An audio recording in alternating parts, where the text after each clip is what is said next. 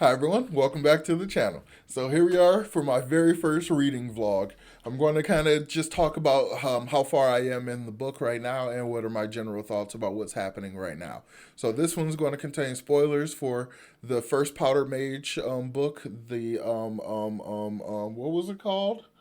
A Promise of Blood, I believe it's called.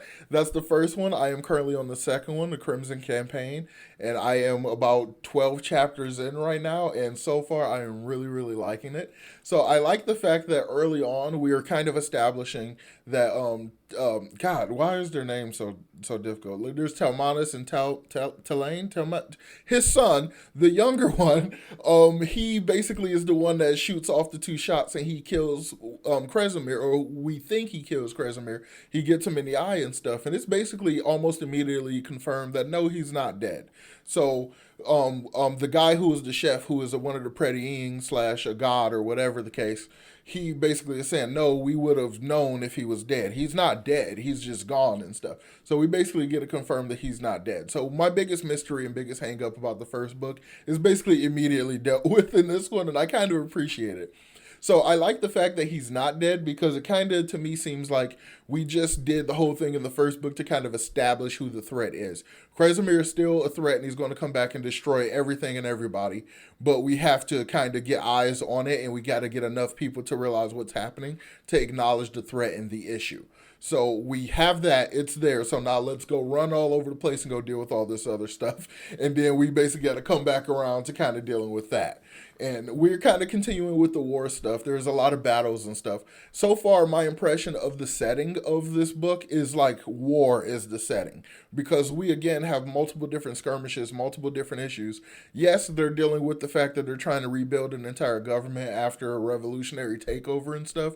And they're basically trying to invent democracy and stuff right now. But people are seeing positions like an executive, like a president or whatever. They're like, that's just the king. And, so they're getting all kinds of pushback and everything. So it's like really difficult to really establish anything. So I kind of understand that, but it's really giving me the impression that the setting of this story is just war, continuous war. There will be battles and skirmishes and stuff going on like the entire trilogy probably and beyond.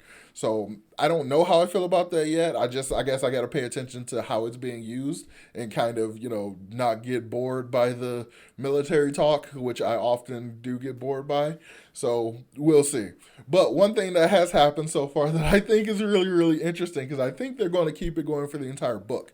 I don't know for sure, but I think we're going to keep this going. So we think Talmanus is dead. Everybody thinks he's dead. So he takes all these powder mages and stuff, and he takes like his whole crew of people, and they're about to go help the other half of the military at this besieged city. And when they get there, they realize like, holy crap, there's no winning this. Like they got extra ambush and stuff, and like the city's burning. And basically, he makes the decision to say, we're not going to go in to help, because if we go in, we're all going to die. There's no strategy, there's no real way we can do anything to handle this.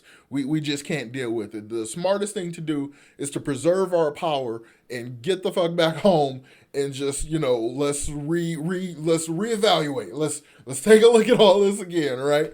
So they take off, but then word gets back to everyone about the failed military campaign and stuff, and the city's burning and stuff. And they knew that him and his people were going to go help. So everybody's like, he's dead. Talmanus is dead. All their people is dead. All of the powder mages we had, they're all dead. Oh my God, they're dead. And so like, I wonder if we're going to spend the entire book thinking he's dead, because we're getting a lot of interesting stuff coming from his son about the idea of his dad being dead. So I think that actually will give us a lot of interesting character development and relationship development, because apart from their names being really annoyingly confusing to say, back to back, their relationship is so contentious. A lot of the relationships in this book is fairly contentious, but theirs is like interesting, since in the previous book he basically asked him to kill his best friend and stuff, and he was like so militarized, he was like, okay, I'm going to do it, even though he hates him for it. So there's just like there's so many like little dynamics and stuff like that there's at play, and I really, really can't wait to see what goes on with it. So yeah,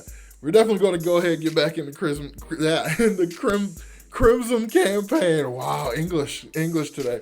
All right, so yeah, make sure you hit the like button, subscribe to the channel if you haven't done so already, and I will talk to y'all next time. Peace.